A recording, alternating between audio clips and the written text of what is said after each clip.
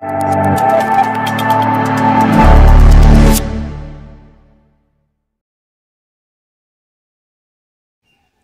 जगन्नाथ। मोर अगणित दर्शक बंधु मानक शुभेच्छा शुभकामना। हाँ दर्शक बंधु, कथार अच्छी देहे राजारत बास लगाई ग्राम सुकरिकी होइब गाई। घुषुरी ताकू जेते सुभाषित जल धुअतु जेते गंधकर्पूर धोइले से केवे गाई सहित समान हो पार ना। ताकू नहीं एक सुंदर कथा प्रसंगटे। थे गोटे हाथीटे नदी रे स्नान सारी जंगल अभिमुखे जाउथिला। से जो बाट दे जाउथिला से बाट दे गोटे घुषुरीटे ता देह सारा पंक कादुଅ लगी थाए से बाट दे से आसुथाए। हाथीटे ताकू देखी रास्ता छाड़देला, बाट छाड़देला। घुषुरीटी से बाट दे चलीगला। आ घुषुरीटी मन मन भाविला एते बड़ जीव गोटे हाथी मते देखी डरुची बाट छाड़ी दौची। ता मन रे टिके गर्व अहंकार आत्मगर्व बढ़ीगला।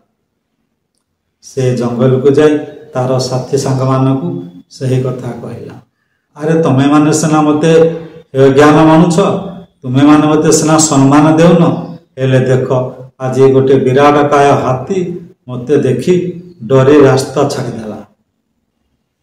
धीरे धीरे ये कथाटा चारिआडे प्रसार हो गला। आउ ये कथाटी से हाथी पाखरे जाई पहुँचेला।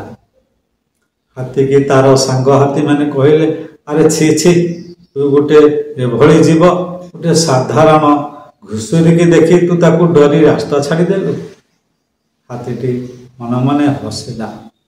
अरे कहला कहला अरे तुम्हें माने शेष से ही बुझिल। अरे ना मु चाहिए से घुषुरीटी को गोड़े कूदी ताकू मारी दे था, किंतु ता देह लगी से कादुआ पंक गुड़िक मो गोड़े लगी था, से मुझे रास्ता छाड़ी। हाँ दर्शक बंधु, एमती आज समाज एमती किसी लोक अच्छा से माने से घुषुरी सदृश नीच चरित्र खराब लोक से मानकू तुम जेते चेष्टा कले से माने परिवर्तन हेबे नहीं। से मानक ठारू जेते दूरे रहिबा सेते आम पई मंगलमय।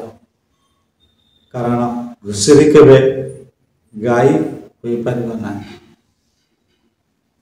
तेरे दर्शक बंधु, ये कथा प्रसंगटी आपण मानकर मतामत कौन निश्चित देवे। ता पूर्व लाइक सब्सक्राइब निश्चित करेंगे। पुणी देखा आगामी अध्याय। जय जगन्नाथ, जय जगन्नाथ।